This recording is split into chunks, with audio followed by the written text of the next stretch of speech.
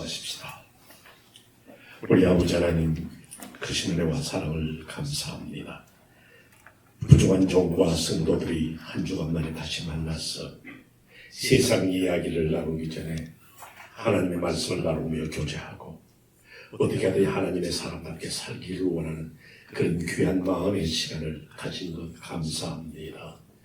조금 전에 우리가 찬송 부른 것처럼 주 예수보다 더 귀한 것이 없기 때문에 우리는 그 주님의 말씀을 귀하게 생각하고 주님의 배워서 예배드린 것을 귀하게 생각하고 주님의 뜻대로 살아가는 그리스도인 되기를 원하오니 주여 말씀하시고 항상 그 안에서 승리하는 그리스도인의 삶을 살게 하여 주옵소서. 예수 그리스도를 받들어 기도 올려옵나이다. 아멘. 오늘 사랑하는 성도 여러분들이 사도행전 24장의 이 말씀을 우리 같이 읽었습니다. 바울 사도의 성역 말기 로마로 가기 전에 그가 구금 상태에 있으면서 총독 벨릭스와의 나누는 대화를 우리는 생각하려고 합니다. 제가 지난번에도 말씀을 드린 것처럼 제가 은퇴 후에 성경을 읽는 것이 또 다른 발견과 또 다른 은혜를 생각하게 합니다. 그 벨릭스를 보면서 바울과 완전히 대조가 되는 사람이다. 그런 생각을 많이 합니다. 바울 사도는 어떤 사람이냐? 오늘 본문에서 잠깐 떠납니다만 사도행전 26장 29절에 보면 이런 말씀이 있습니다. 결박된 것 이외에 나와 같은 자 되기를 원하나이다. 자기는 지금 감옥에 있고 자기는 지금 구금 상태에 있습니다. 그러나 그 가슴 속에는 예수, 그 예수 그리스도를 나타내고자 하는 그것이 자기의 꿈이었고 소망이었습니다. 그런데 지금 나누는 대화 속에 있는 이 벨릭스라는 사람은 그렇지 않아요. 어쩌면 벨릭스라는 그 총독은, 그 인간은 어리석은 삶을, 어리석은 인생의 길을 걸었지 않았을까? 그 생각을 하면서 저는 제가 인실로도 맡아있는 우리 온 세상 교회 성도들은 적어도 어리석은 인생을 살지 말자 하는 그런 열망이 있어서 여러분들과 함께 말씀을 나누고, 참 여러분들은 언제나 바울사도의 그 심정처럼 지난번에 말씀드렸죠. 살든지 죽든지 내 몸에 있어 그리스도가 존귀되길 바라는 그런 뜨거운 열망이 있는 그리스도인, 예수를 믿으려면 좀 그렇게 믿어야 되지 않겠어요? 오늘 아침에도 우리가 부른 찬송이 참 은혜가 됩니다. 늘 아는 찬송이지만 주 예수보다 더 귀한 것은 없습니다. 이 세상 부귀와 명예와 모든 것보다도 정말 그런 신앙 고백이 우리 속에 있어야 정말 진정 그리스도인이 아니겠느냐. 그런데 벨릭스는 그러지를 못했습니다. 벨릭스는 어리석은 사람이에요. 제가 오늘 아침에 벨릭스에 대해서 두 가지로 말씀을 드릴 수 있습니다. 이 본문에서 하나는 뭐냐면요, 오늘 우리 인생을 살면서 어디에 투자를 하는가 하는 거예요. 사람이 시간을 투자합니다. 물질을 투자합니다. 각가지 일로 우리가 삶을 던지는데 우리는 어디에 투자했는가? 벨릭스는 정말로 그 위대한 바울 사도를 만나서 구원을 받을 수 있는 기회, 하나님의 백성이 될 수 있는 그 기회를 놓치고 맙니다. 그와의 대화, 바울 사도 뒤에서 말씀드리겠지만 바울 사도가 의와 절제와 심판에 대해서 말할 때에 그게 두려워서 뭐라고 합니까? 지금 가라. 그리고 참 묘한 말을 합니다. 틈나면 너를 부르리라. 틈나면. 난 이것이 바로 어리석은 인생이 가지는 가장 큰 하나의 함정이고 오늘 우리 성도들이 실수할 수 있는 함정이 아닐까. 틈나면. 죄송한 말씀이지만 오늘 역시 예배에 나오신 여러분들 가운데 시간이 있었어, 틈이 났어, 여러분 교회 오셨습니까? 그렇지 않겠죠. 어리석은 인생은 틈나면 예수 믿겠다는 거예요. 틈이 있으면 바쁜 인생의 길 참 갈수록 더 바빠지는 것 같아요. 뭐 나이가 들면 뭐 60은 나이가 60이 되면 60km로 달리는 세월이 있고 나이가 70이 되면 70km로 달리는 세월이라고 그렇게 말하는데도 오늘날 과학이 얼마나 사람을 편하게 해줬습니까? 옛날에는 밥을 지어도 그렇게 기억하실지 모릅니다만 가공에서 불을 떼가지고 밥을 하고 빨래를 해도 전부 다 들고 나가가지고 비누칠해가지고 다듬이들로 두듬고 했습니다. 요즘은 기계가 밥을 푹푹 만들어줍니다. 빨래를 해줍니다. 그런데도 시간이 없어요.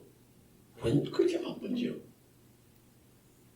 그래서 바쁜 세월 가운데 틈나면 예수 믿겠다. 틈나면 참 얼마나 안타까운 이야기인지 모릅니다. 틈나면 성경 읽고 틈나면 기도하고 그게 되겠어요? 한국의 시계 수입 회사로 갤러리 오클락이라는 시계 회사가 있어요. 세계 여러 가지 명품 시계를 수입해서 파는데 그 사람들이 한번 이런 통계를 한번 냈습니다. 사람들이 이렇게 누구와 약속하지 않습니까? 아, 우리 잠깐 나가서 커피 한잔 할까요? 잠깐 나가서 우리 식사 한번 할까요? 할 때 시간이 얼마 걸리느냐? 잠깐 식사를 그러는데도 1시간 54분이 걸린대요. 잠깐 그러는데도 2시간을 잡는데요. 또 어떤 사람이 또 말합니다. 예, 알겠습니다. 내가 금방 나갈게요. 하는데 금방이 얼마 걸리느냐? 54분이 걸린대요. 금방 나간다고 뭐 하는 게 그리 바쁜지 53분, 4분 후에 나간대요. 그런 때로는 누가 전화 와서 뭐 얘가 아이고 내가 잊어버렸네. 곧 전화할게요. 하는데 그게 31분 걸린대요. 곧 전화한다는 게 이것저것 하다 보면 31분 걸린 뒤에 전화한대요. 그게 이제 일반적인 통계예요. 그게 몇 년도 통계냐? 죄송한 이야기지만 2006년이에요. 그럼 지금부터 17년이 지났는데 오늘 어떠세요? 14년 지났네. 자관 그렇게 바빠요. 그러니까 예수 믿는 데는 여러분들 아예 제가 곧 교회 나가지요.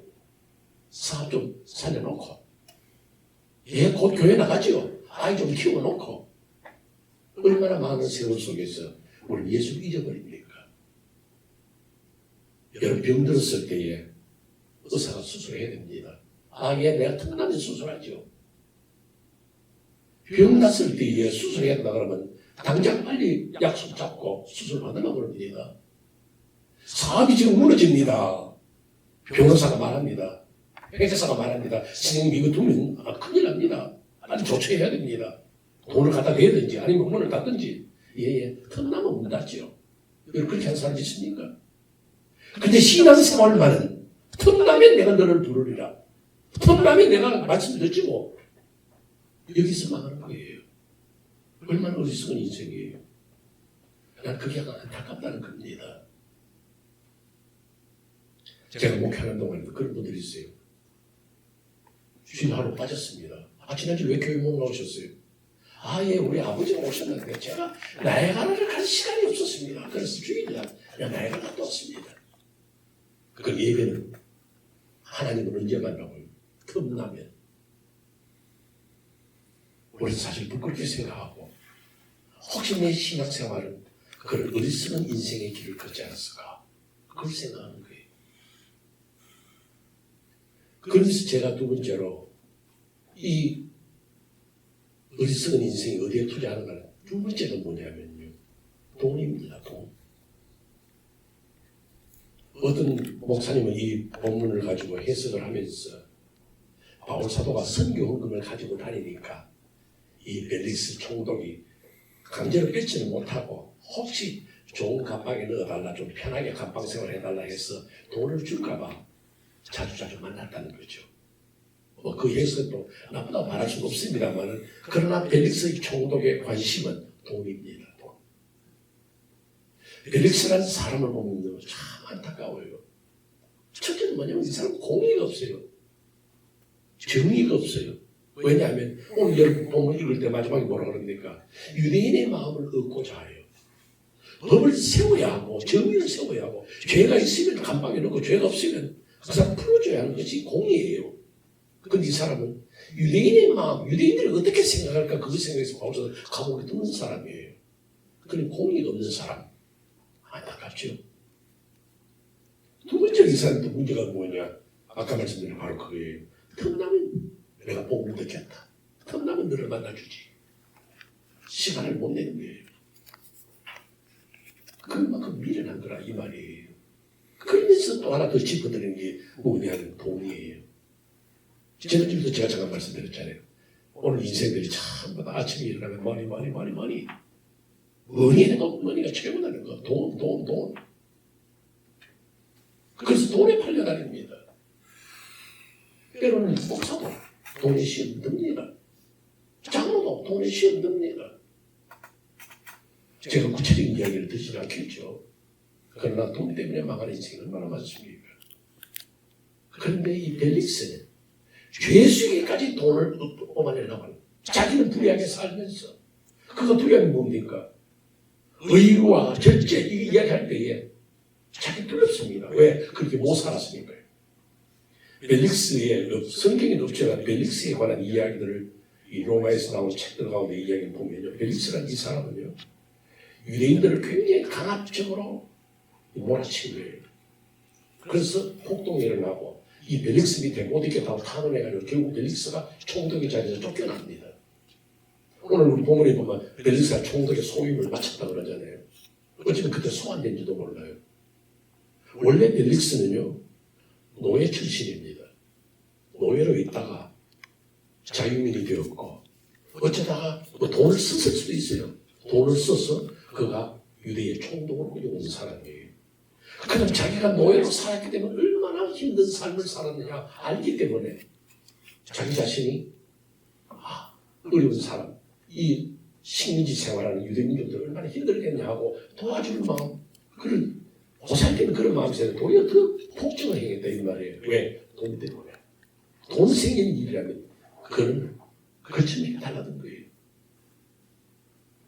오늘 우리가 신앙생활도 돈 때문에 망할 수가 있습니다. 돈 버는 일에 우리 자신을 다 버리다. 돈으로 계산해서 좋냐 나쁘냐 판단하다가 망할 수가 있다 이 말입니다. 금년이 2020년 아닙니까? 한 13년 전 2007년에 그 미국의 워싱턴 DC, 워싱턴 수도 거기에 지하철에요. 야구 모자를 쓰고 그 다음에 흐름한 청바지를 입고 어떤 바이올린, 낡은 바이올린을 하나 들고 와가지고 땅바닥에 놓고 거기서 연주를 했습니다. 그럼 뭐 지하철 타는 사람 오고 가고 하죠. 바이올린 꺼내서 바이올린을 키는데 한 43분 동안, 여러분 나중에 유튜브에 한번 찾아보세요. 이게 굉장한 사건이었어요. 43분 동안 바이올린을 켰어요. 그런데 거기에 많은 사람들이 지하철 타려고 와고 가고 하는데 거의 100여 명이 왔다 갔다 했어요. 어떤 기사는 보면요, 내가 일부러 찾아봤어요. 보니까 1000명이 왔다 갔다 하는데 43분 동안 1000명이 왔다 갔다 했을까? 1000명은 아니다 싶어요. 어쨌든 100여 명. 100여 명이 왔다 갔다 하는데 그 노래를, 그 연주를 이렇게 관심 있게 좀 듣는 사람이 한 7사람밖에 안 됐어요. 그러고는 아이고 불쌍하다 생각하고 그 바이올린 케이스에다가 돈을 통통 던져주는 사람 몇 사람이 있었어요. 나중에 그 돈 계산해 보니까 얼마가 들었냐면요, 37불 13전이 들어있었어요. 아주 작은 돈이에요. 근데 그 사람이 연주를 끝내고 이제 그 다음에 신문 기사가 나왔습니다. 그 사람이 누구냐면 미국의 유명한 바이올리니스트예요. 조슈아 벨이에요. 유명한 배우예요. 그가 4일 전에 이 워싱턴 DC에서 연주회를 했습니다. 그때 연주회에 입장할 때의 티켓 값이 한 장에 100불이었습니다.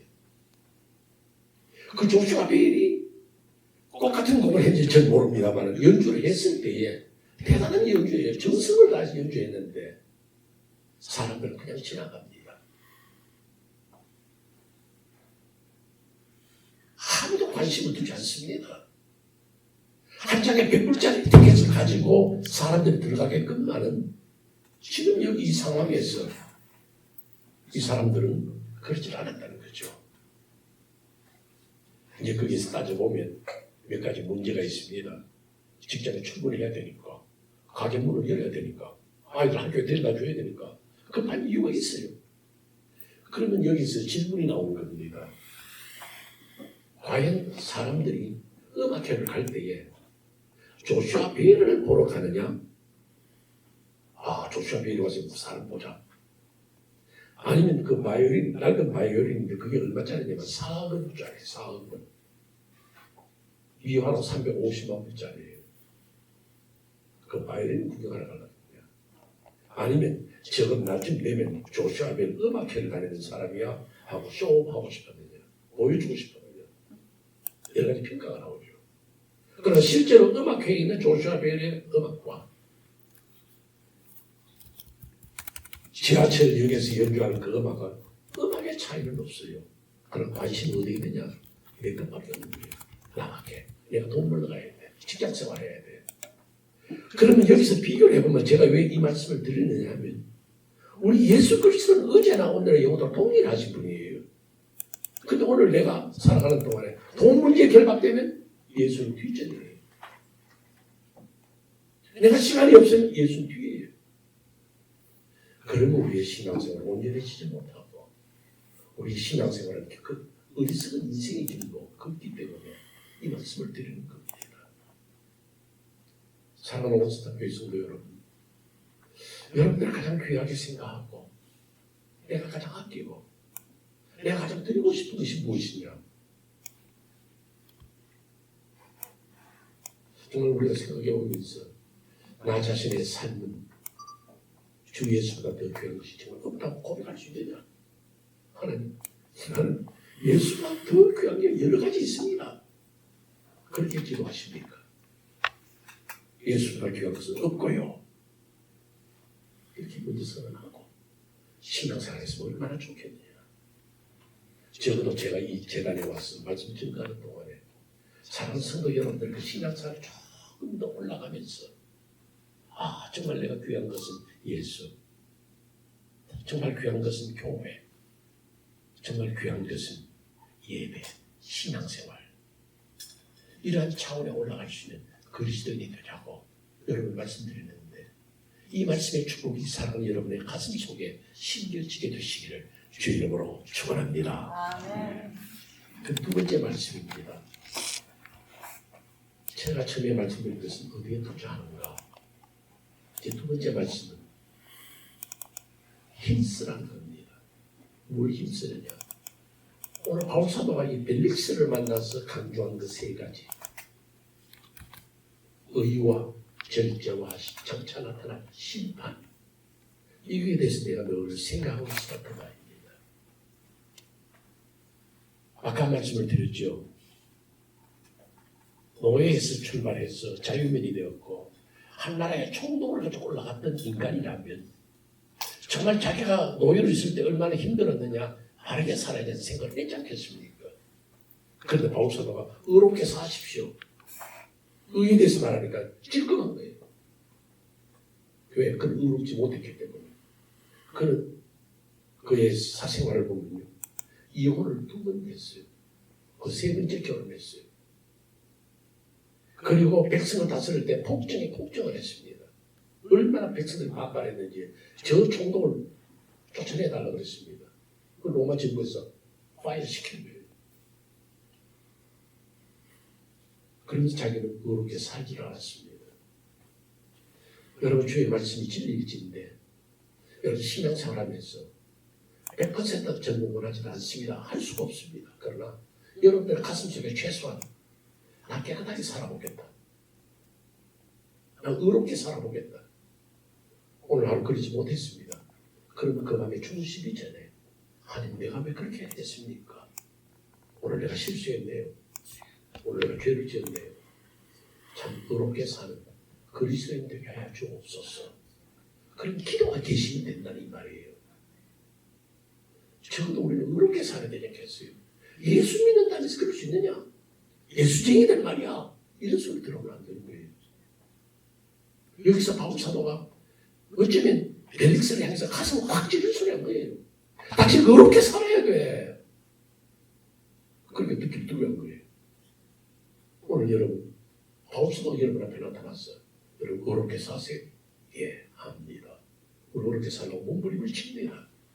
그렇게 살지 못했을 때 회개하는 마음 가집니다. 얼마나 귀해요.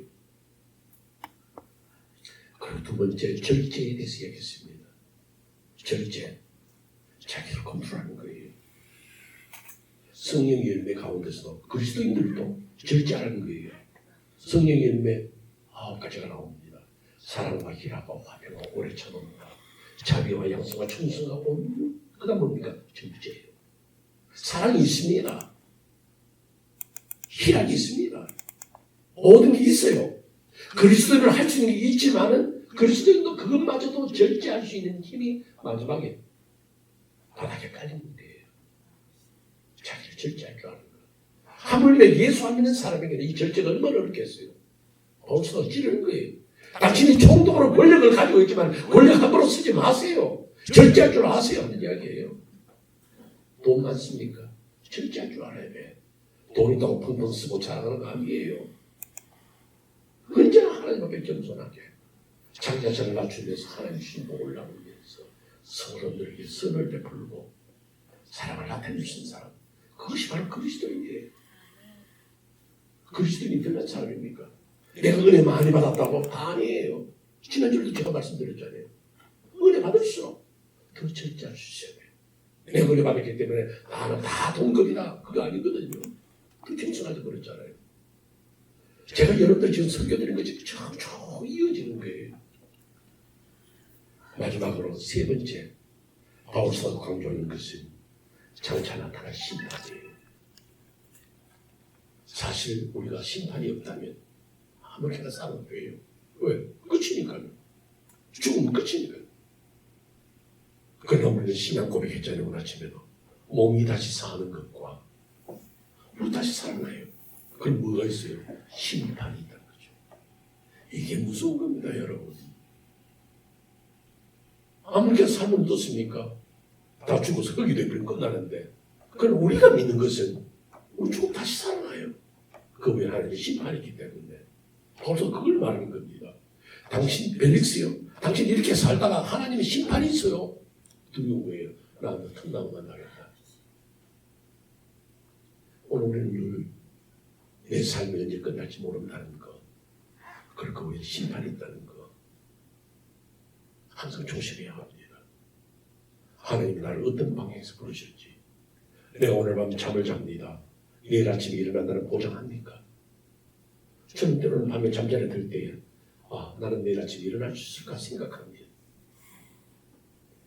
어차피 제 마음에 아직까지는 70대니까 내일은 일어날 거야.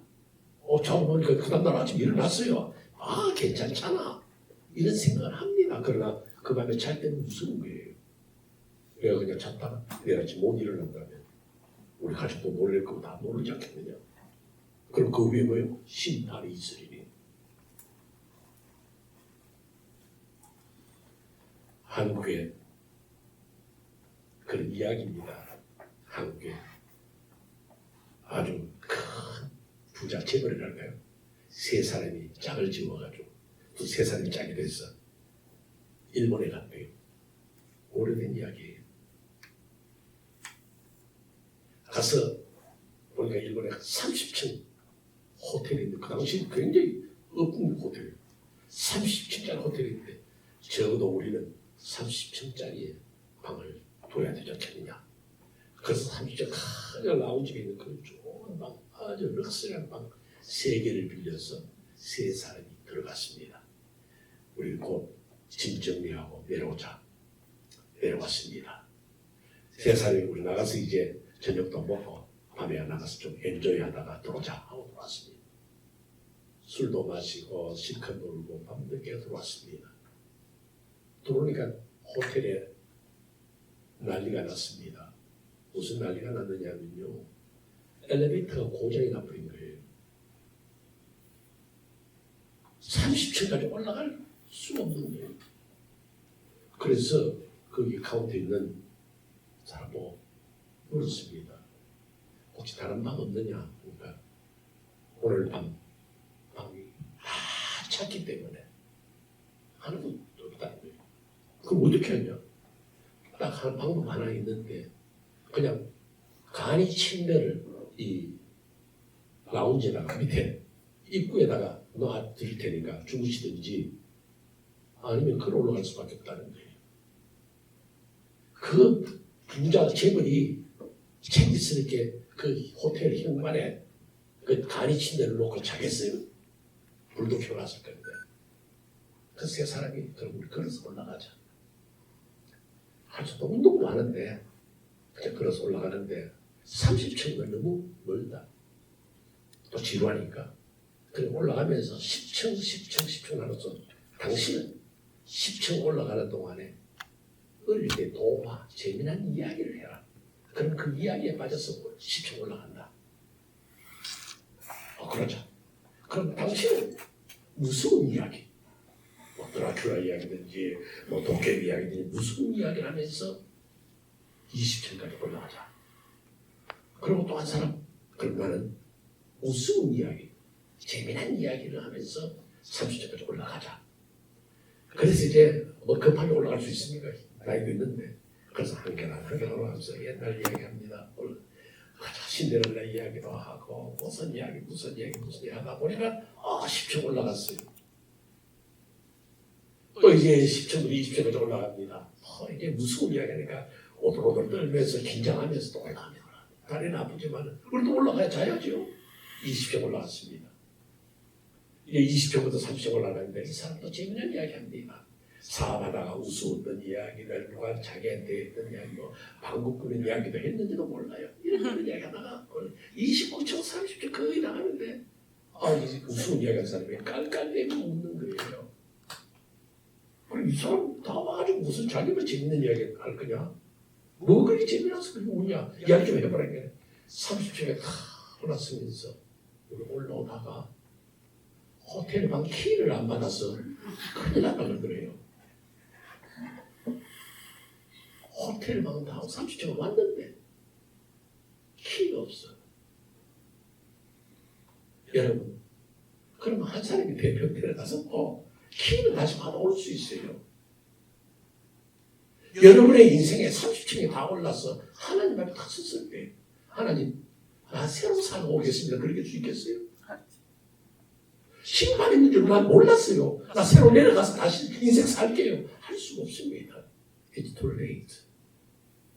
그냥 서서 하나님의 심판 앞에 설 수밖에 없는 거예요. 그때 여러분들이 늘 생각되는 것은 나는 하나님 앞에 어떻게 살았는가. 늘 장차 나타날 심판을 기억하면서 하는 성도. 벨릭스는 어떻게 됐느냐. 그는 총독의 자리에 잘리고 로마로 해서 소환되어서 있다가 완전히 관리직을 그만두게 됐습니다. 그리고는 어디로 갔느냐 하면 폼피이로 갔습니다. 거기서 별장을 사서 살다가 폼피이에서 화산이 터지는 바람에 그때 죽고 간 거예요. 어리석은 인생은 그렇게 결말을 냈습니다. 사랑하는 온 세상의 성도 여러분, 저 여러분을 간절히 비는 것은 여러분들이 의롭게 사세요. 여러분들은 나를 절제하면서 어떻게 하면 하나님의 사람답게 살까? 그런 하나님의 심판 앞에 설 때 당당하게 서겠다는 그런 귀한 자세를 가지고 오늘도 믿음 생활에 헌신하는 아름다운 그리스도인이 바로 여러분들이 되시기를 주의 이름으로 축원합니다. 기도하겠습니다. 우리 아버지는 사랑하는 성도들과 함께 바울 사도가 벨릭스 총독과 나누었던 말씀, 그 시간을 우리는 생각했습니다. 벨릭스만 아니라 우리도 어리석은 인생의 길을 걸어갈 수가 있습니다. 틈나면 예수 믿고, 틈나면 기도 생활하고, 틈나면 성경 읽고, 틈나면 전도하고, 아니라 내 온 마음과 정성을 다하여 주님 사랑하고 돈 때문에 신앙생활이 흔들리는 것이 아니라 예수 그리스도가 가장 귀하다는 것을 고백할 수 있는 성도. 아울러 어떻게 하면 의롭게 살까? 어떻게 하면 내가 가진 모든 것을 절제해가면서 남에게 유익을 끼치는 사람이 될까? 오늘 밤에라도 주님이 나를 부르시면 나는 주님 앞에 당당히 서리란 그 귀한 결단으로 오늘 하루도 복되게 살아가고 이 한 주간도 복되게 살아가고 주님 부르신 날까지 그리스도인답게 살아가기를 소망하는 우리 온 세상 교회 성도들, 온라인으로 드리든지 대면 예배를 통해 드리든지 혹은 이 방송을 듣는 모든 성도들에게 그러한 축복이 있게 하여 주옵소서. 예수 그리스도를 받들어 기도 올려옵나이다. 아멘.